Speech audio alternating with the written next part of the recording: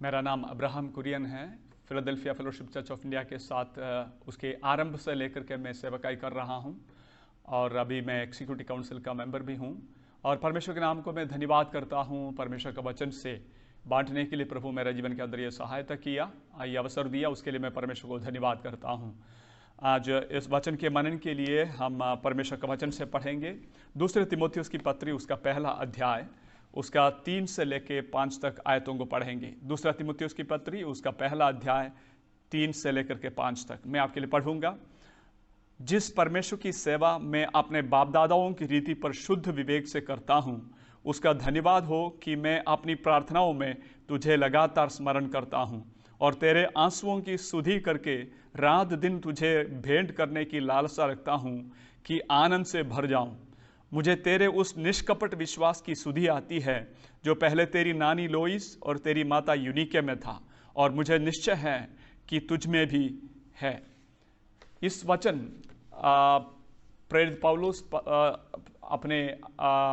अपने सहकर्मी तिमोथियुस के नाम से इस पत्री को लिखा था, और उन्होंने इसको लिखते समय प्रेरित पौलुस रोमी कारागृह में वो बंद था, और वो पौलुस अपने जीवन के करीब अंत के समय में था। वो बहुत ही उम्र में हो चुका था, ओल्ड एज में आ चुका था, और उस समय पौलुस अपने सेवकाई की जिम्मेदारी एक विश्वास योग्य व्यक्ति को सौंपने के लिए प्रेरित पौलुस उसके लिए कोशिश कर रहा है। और पौलुस को एक विश्वास योग्य व्यक्ति के रूप में तिमोथियुस मिल जाता है, और तिमोथियुस के नाम से यह पत्री लिखते समय पौलुस बोलता है कि उसकी 5वीं आयत मुझे एक और बार मैं पढ़ना चाहूँगा। मुझे तेरे उस निष्कपट विश्वास की सुधि आती है जो पहले तेरी नानी लोइस और तेरी माता यूनिके में था, और मुझे निश्चय है कि तुझ में भी है। आज इस वचन के आधार पर हमारे विश्वास हमारे अगली पीढ़ी को हस्तांतरित करने के विषय में मैं परमेश्वर का वचन से कुछ बातें आपके सामने रखना चाहूँगा। प्रेरित पौलुस जब तिमोथियुस के गांव जो लुस्त्रा में पहुंचता है, वहां पर वो सारे लोग तिमोथियुस के विषय में एक अच्छी गवाही देता है कि तिमोथियुस एक विश्वास योग्य व्यक्ति है। तो तिमोथियुस उसको चुन करके वहां से अपनी मिशनरी यात्रा में उनके साथ में ले लेता है, और उस यात्राओं में मिशनरी यात्राओं में तिमोथियुस को एक सुसमाचार प्रचारक के रूप में, एक पासबान के रूप में प्रेरित पौलुस उसको प्रशिक्षण देता है। हम तिमोथियुस के बारे में पौलुस इस प्रकार कहता है, हम फिलिपियों की पत्री में पौलुस इस प्रकार लिखता है उनके बारे में। फिलिपियों की पत्री उसका 2रा अध्याय उसको 19वां पद में, मुझे प्रभु यीशु में आशा है कि मैं तिमोथियुस को तुम्हारे पास तुरंत भेजूंगा ताकि तुम्हारी दशा सुनकर मुझे शांति मिले, क्योंकि मेरे पास ऐसे स्वभाव का कोई नहीं जो शुद्ध मन से तुम्हारी चिंता करें। तिमोथियुस के बारे में पौलुस बोलता है कि मेरे पास ऐसे स्वभाव का कोई नहीं जो शुद्ध मन से तुम्हारी चिंता करें। I have no one else like him who takes a genuine interest in your welfare। यानी पौलुस के साथ में कई सहकर्मी थे, लेकिन पौलुस एक विश्वास योग्य व्यक्ति के रूप में तिमोथियुस को अपने विश्वास की जो बैटन है उसको हैंडओवर करने के, उसको पास ऑन करने के लिए एक विश्वास योग्य व्यक्ति के रूप में तिमोथियुस को वो पाता है। तिमोथियुस के बारे में पौलुस इस पत्री को लिखते समय उसकी शुरुआत की पहली अध्याय उसके 2रा वचन में इस प्रकार लिखता है। तिमोथियुस की पत्री में उसके लिए लिखता है कि प्रिय पुत्र तिमोथियुस के नाम, यानी इस पत्री उनके नाम लिखते समय उनको संबोधन करके बोलता है प्रिय पुत्र तिमोथियुस। और दूसरे तिमोथियुस 2रा अध्याय उसके पहले वचन में भी पौलुस उसको हे मेरे पुत्र करके उसको संबोधन करता है। पहले तिमोथियुस की पत्र लिखते समय भी उसका पहला अध्याय उसका 2रा वचन में इस प्रकार लिखता है, तिमोथियुस के नाम जो विश्वास में मेरा सच्चा पुत्र है, विश्वास में मेरा सच्चा पुत्र है। यानी तिमोथियुस को पौलुस ने एक विश्वास योग्य सेवक के रूप में, यानी अपने पुत्र के रूप में वो ले लेता है, और उनको ये उनके विश्वास हस्तांतरित करने के लिए प्रेरित पौलुस उसको चुनता है।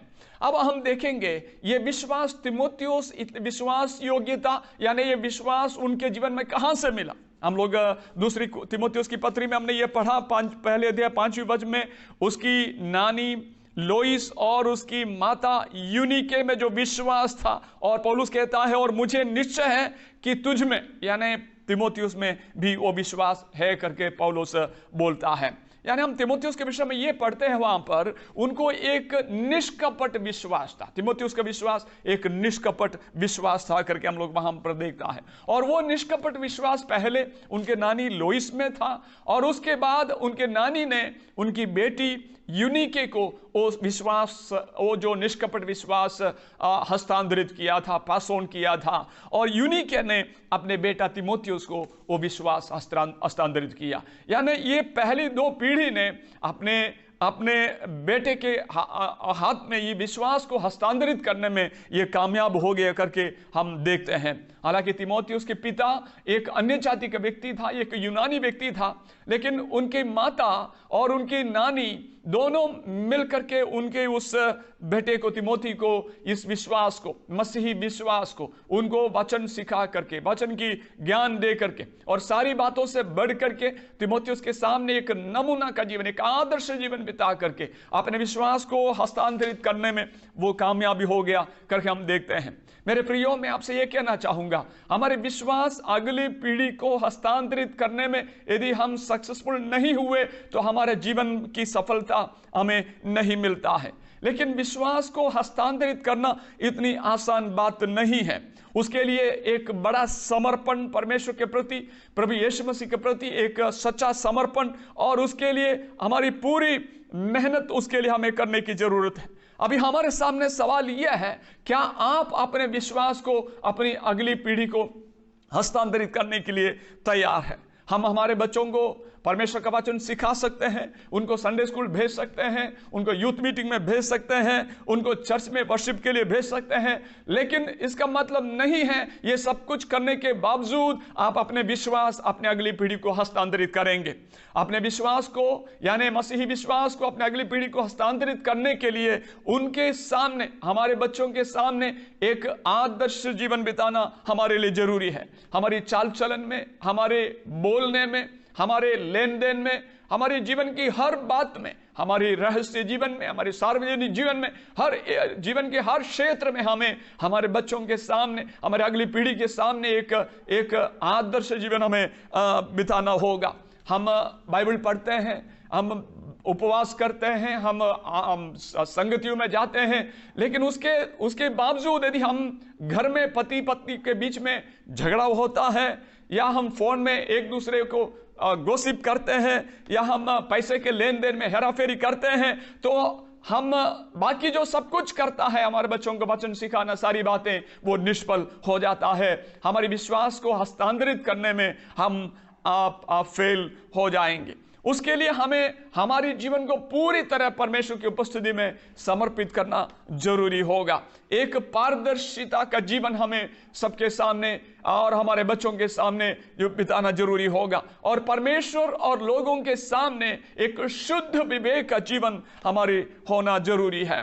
अब तीमुथियुस को उनके जीवन में उनको आगे बढ़ाते समय उनकी नानी और उनकी माता का पहला जो चिंता का विषय, उनको एक अच्छा एजुकेशन देना या उनको एक अच्छी नौकरी कमा के देना, ऐसा कुछ नहीं था, या उनका कोई अच्छा ट्रेनिंग देना, कोई धंधा उनको सिखाना ताकि वो अपने पति और बच्चों को कमा करके दे सके, ये नहीं था उनकी नानी और उनकी माता का चिंता। लेकिन उनकी नानी लोइस और उनकी माता यूनिके की चिंता उनके विषय में यह था कि हमारी बेटे के हाथ में हमारे विश्वास को हस्तांतरित करने में हम कामयाब होना चाहिए। हमारी बेटा जैसे हम मसीह यीशु पर विश्वास करके सबके सामने एक आदर्श जीवन बिताए, तो हमारी बेटा भी उस प्रकार होना चाहिए करके उन्होंने निर्णय लिया। उसके कारण पूरी समर्पण के साथ तीमुथियुस के सामने एक आदर्श जीवन, हम उनके चाल चलन में, उनके लेन देन में, दूसरों के साथ संबंध में, हर बात में एक आदर्श जीवन बिता करके उन्होंने अपने विश्वास को हस्तांतरित करने में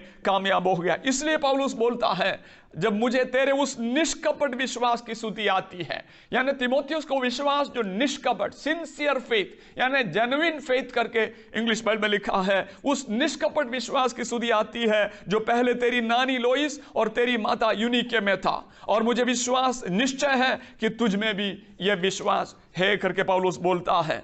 पौलुस, जैसे मैंने पहले कहा कि वो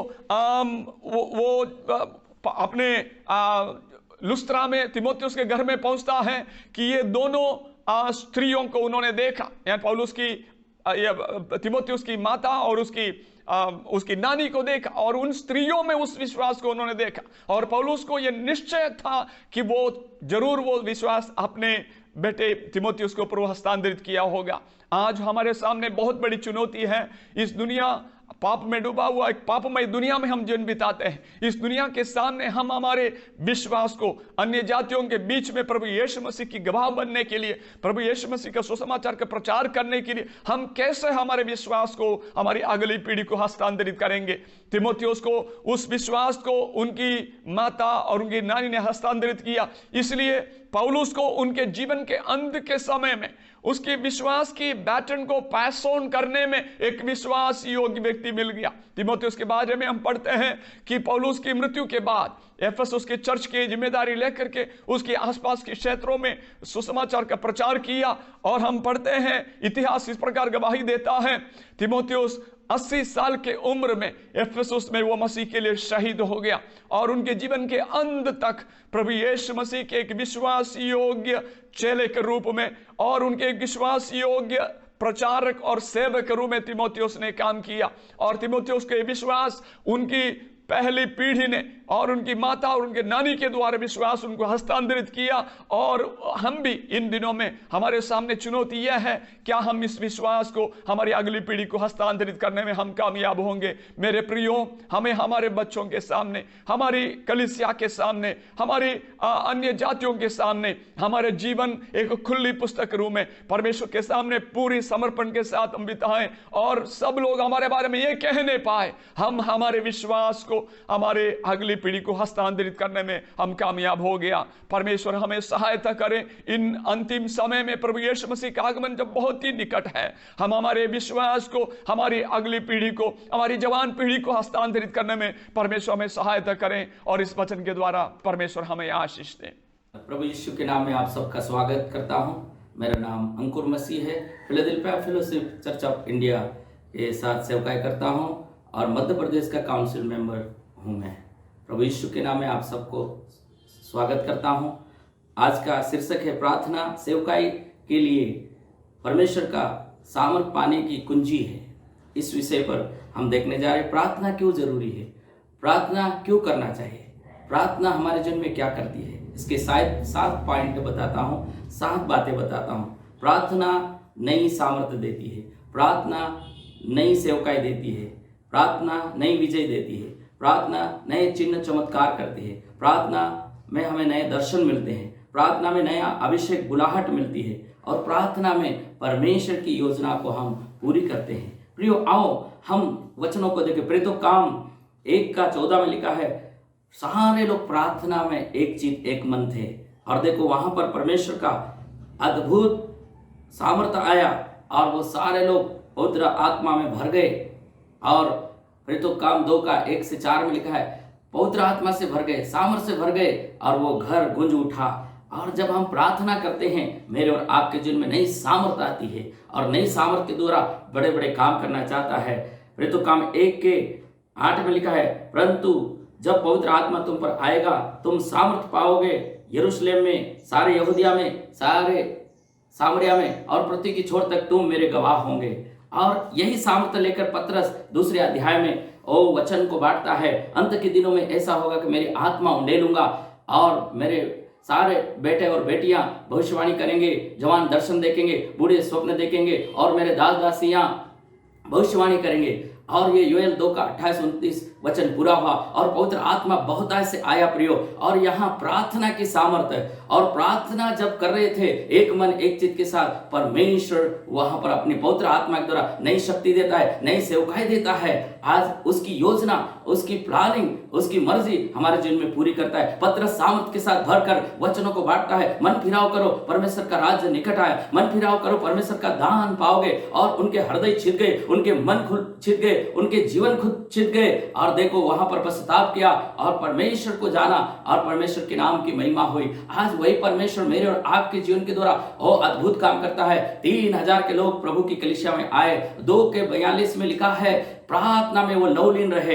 आज उसी प्रकार से प्रार्थना हमें नई ऊंचाइयों पर ले जाती है। प्रार्थना परिस्थितियों को बदल देती है। प्रार्थना नया वातावरण करती है, नया माहौल काम करती है। और प्रार्थना में विजय है, प्रार्थना में छुटकारा है, प्रार्थना में चिन्ह और चमत्कार है। इसलिए मेरे प्रिय भाई बहनों, हमें प्रार्थना के साथ आगे बढ़ना है। प्रेरितों का काम 3 अध्याय में यहां पर देखते हैं, और पतरस और यूहन्ना प्रार्थना के समय में दोपहर के समय जा रहे थे, तीसरे पहर। वहां पर प्रार्थना के समय बड़ा काम हुआ और जन्म का लंगड़ा और वहां पर चंगा हुआ। पतरस बोलता है, मेरे पास सोना चांदी तो नहीं है, पर यीशु नासरी के नाम में उठ और चल फिर। और वहां पर चंगाई मिली, बड़ा चमत्कार हुआ। पतरस की छाया के द्वारा बड़े बड़े चिन्ह और चमत्कार होते थे, और पौलुस की रुमाल के द्वारा बड़े बड़े चिन्ह और चमत्कार होते थे। प्रार्थना ये नया काम करती है, प्रार्थना नई विजय देती है, प्रार्थना नए चिन्ह और चमत्कार के साथ आगे बढ़ाती है। यह बहुत बड़ा चिन्ह चमत्कार हुआ। 4 अध्याय में 4000 5000 लोग हो गए और आगे बढ़ने लगे, और बढ़ते बढ़ते कलीसिया बढ़ रही थी। विरोध आया, और विरोध के समय में ये सारे एक मन एक चित्त के साथ 4 अध्याय 23 पद से 31 पद में ये प्रार्थना कर रहे और प्रार्थना कर चुके। यहां लिखा है 4:31 में, जब वो प्रार्थना कर चुके तो स्थान हिल गया। वो इकट्ठे जहां थे वो स्थान हिल गया, और वे सब पवित्र आत्मा से परिपूर्ण हो गए और परमेश्वर का वचन याव के साथ सुनाने लगे। परमेश्वर का आत्मा जब हम प्रार्थना जाता है, नई सामर्थ देता है, नई शक्ति देता है, और नई सामर्थ के साथ उपयोग करता है, और नई विजय देता है। और वो स्थान हिल गया। आज शैतान के गढ़ों को हिलाने वाला, और सारी दुनिया को हिलाने वाला वो परमेश्वर अपनी सामर्थ को भेजकर नया हयाव देता है, नई सामर्थ देता है, और नए नए चिन्ह और चमत्कार साथ एक मन एक चित्त के साथ हमें उपयोग करना चाहता है। यहाँ स्थान हिल गया। आज वही परमेश्वर आपके और मेरे और आपके परिवारों को, जीवनों को आशीष देना चाहता है, ताकि मेरे और आपके जीवन के द्वारा वो परमेश्वर की महिमा हो। नए याव के साथ वचन सुना लगे। ये वचन पूरी दुनिया में फैल गया, जाति जाति में, राज्य राज्य, देश देश में ये फैलता गया, और परमेश्वर के नाम की महिमा हुई। मेरे प्रियो, आओ हम आगे भी देखते हैं। प्रेरितों का काम 10वें अध्याय में कुरनेलियुस प्रार्थना करने वाला था। पतरस छत के ऊपर प्रार्थना कर रहा था। कुरनेलियुस को भी दर्शन मिला और पतरस को भी दर्शन मिला। परमेश्वर दर्शन देता है, नए नए दर्शन देता है, नए नए काम करता है। और देखो वहां पर पतरस प्रार्थना कर रहा था, पवित्र आत्मा बोला, और उसके पास कुरनेलियुस के घर से गए लोग, और इसके साथ बैग हट के चला जा। और देखो परमेश्वर का काम वहां बड़ा अद्भुत काम हुआ, और कुरनेलियुस की प्रार्थना और दान स्वर्ग में चले गए। मेरे प्रिय भाई बहनों, इसलिए हमारे जीवन में प्रार्थना स्वर्ग में जाती है। प्रार्थना स्वर्ग से उत्तर को लाती है, और स्वर्ग को भी हिला देती, धरती को भी हिला देती। आज वही बड़े बड़े काम करने वाली प्रार्थना है। प्रार्थना में नई विजय है, प्रार्थना में नई सामर्थ्य है, प्रार्थना में नई चंगा है, प्रार्थना में नए बुलाहट है, प्रार्थना में परमेश्वर की योजना पूरी होती है। और पतरस इस घर में गया, वचन को बांटा, और देखो पूरा घराना उद्धार पाया। और 11:4 में लिखा है, पतरस प्रार्थना कर रहा था। पतरस गवाही देता है कि वहां परमेश्वर ने काम किया। परमेश्वर यह चाहता है कि कोई भी बचे नहीं। प्रार्थना एक ऐसी सामर्थ्य की कुंजी है, सेवकाई में मेरे और आपके लिए नए नए द्वार खोल देती, नए नए चमत्कार करती, नए नए सिरे से उपयोग करती है। और उसी प्रकार से हमें आगे बढ़ना है, क्योंकि प्रार्थना में नई सामर्थ्य, प्रार्थना में नई सेवकाई, प्रार्थना में नई विजय, प्रार्थना में नई चिन्ह चमत्कार, प्रार्थना में दर्शन, और प्रार्थना में नए अभिषेक, नई बुलाहट के साथ। और आखिरी है, प्रार्थना में परमेश्वर की इच्छा योजना पूरी होती है। मेरे प्रिय भाई बहनों,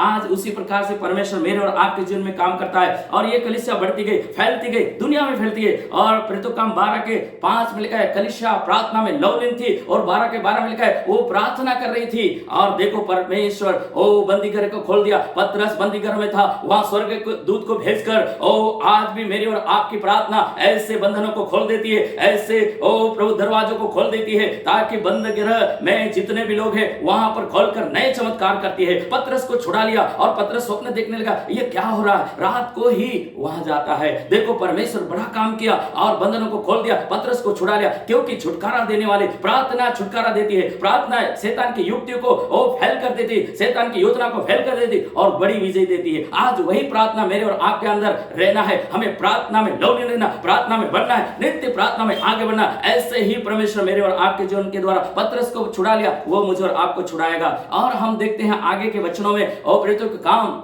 16 अध्याय वहां पर 16 के 25 में लिखा है, मध्य रात्रि को प्रार्थना कर रहे थे, आराधना कर रहे थे पौलुस और सिलास ने। बंदी गृह हिल गया, नींवें हिल गई और देवड़िया हिल गई और दरवाजे खुल गए और बेड़ियां खुल गई। ऐसा प्रार्थना में प्रभु आज भी चमत्कार करता है। नए सिरे से मेरे और आपके जीवन में ऐसा काम करना चाहता है। कई परिवारों खुल जाएंगे, कई देश खुल जाएंगे, कई चमत्कार हो जाएंगे। आज वही प्रार्थना मेरे और आपके जीवन में, वो पतरस की प्रार्थना, पहली कलीसिया की प्रार्थना, कुन्निस की घराने की प्रार्थना, और यहां पर हम देखते हैं पौलुस और सिलास ने प्रार्थना किया, बंदी घर हिल गया और बड़ा चमत्कार हुआ। मेरे प्रिय भाई बहनों, आज भी वही परमेश्वर मेरे और आपके जीवन में बड़े बड़े चमत्कार करता है और मेरे और आपके जीवन के द्वारा उसकी महिमा होती है। और हमें प्रार्थना में लगे रहना है, प्रार्थना में आगे बढ़ना है। प्रार्थना मेरे और आपके लिए बहुत ही अच्छी कुंजी है और प्रार्थना बड़ी सेवकाई को ले चलती है, प्रार्थना बड़ी विजय देती है, प्रार्थना में चिन्ह और चमत्कार होते हैं और आज भी वो करता है। पौलुस और सिलास के द्वारा करा, पतरस के द्वारा करा, आज वही परमेश्वर मेरे और आपके जीवन के द्वारा उसकी योजना पूरी होती है। आइए हम हमारे जीवन में अपने आप को तैयार करें और उस प्रार्थना में आ जाएं और प्रार्थना करें। सर्वशक्तिमान पिता परमेश्वर, आज तो हमें प्रार्थना में आगे बढ़ा, प्रार्थना में ले चल और प्रार्थना में सेवकाई के साथ ओ प्रभु सामर्थ्य उपयोग कर, ताकि आने वाले समय में एक कुंजी बनकर, सेवका में एक चाबी बनकर, कुंजी बनकर तेरे नाम की महिमा करे। आए हुए भाई बहनों को आशीष दे और हमें प्रार्थना में सामर्थ्य दे, प्रार्थना में विजय दे, प्रार्थना में प्रभु जी आगे बढ़ा, ताकि हमारे जीवन के द्वारा बड़े बड़े चिन्ह चमत्कार हो जाए और तेरे नाम की महिमा, नई सामर्थ्य दे, नई सेवकाई दे, नए विजय दे, नए चिन्ह चमत्कार, नए दर्शन दे और नया अभिषेक, नई बुलाहट दे और तेरी योजना में आगे बढ़ा,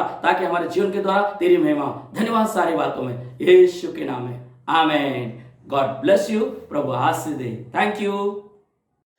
परमेश्वर पिता का धन्यवाद हो और आज एक बहुत सुंदर अवसर प्रभु ने हमारे जीवन में दिया। इस बात के लिए हम प्रभु को धन्यवाद देते हैं, उसके नाम की महिमा करते हैं। मेरा नाम पास्टर हटेश सिंह रावत और पिछले कई सालों से फिलाडेल्फिया फेलोशिप चर्च के साथ मिलकर सेवा करने में प्रभु ने अनुग्रह दिया। इस बात के लिए मैं प्रभु को धन्यवाद देता हूं और प्रभु के वरिष्ठ दासों के साथ, अनुभवी और परमेश्वर के उत्तम समर्पित दासों के साथ मिलकर परमेश्वर की सेवा करने के लिए अनुग्रह दिया। मैं प्रभु को धन्यवाद देना चाहता हूं और विशेषकर Philadelphia fellowship church of India के हमारे वरिष्ठ प्रभु के पदाधिकारियों के लिए मैं हृदय से धन्यवाद देता हूं, जिनके साथ मिलकर प्रभु ने सेवा करने में बहुत बड़ा अनुग्रह प्रदान किया। ये सौभाग्य, इस बात के लिए मैं प्रभु को धन्यवाद देना चाहता हूं।